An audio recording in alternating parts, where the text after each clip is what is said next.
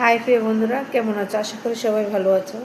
তো আমি আজকে এত রাতে ভিডিওটা করার একটা কারণ, আমি আজকে নাইট করছি, মানে যে কাজটা আমি করি 12 ঘন্টা কালকে থেকে করছি।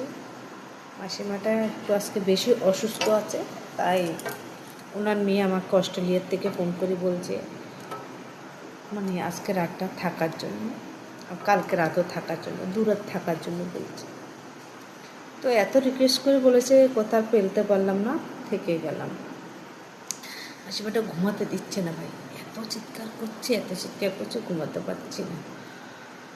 যাই হোক, এটা তো কাজ, এটা তো কর্ম করতেই হবে।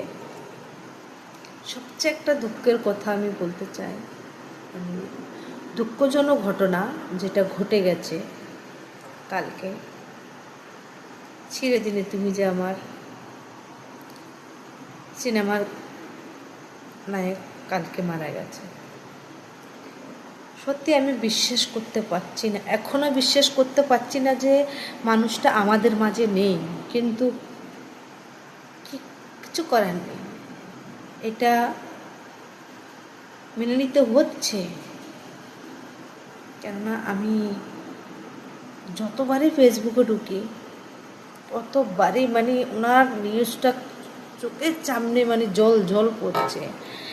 একটা তোর তাজা পান কী করে মানে মিনিশে চলে গেল, একমাত্র উপরে ভগবান বলতে পারেন।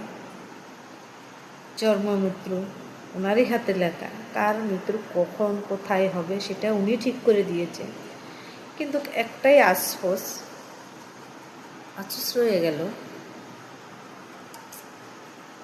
অল্প বয়সে বেচারাটা চলে গেল, খুবই অল্প বয়সে চলে গেছে।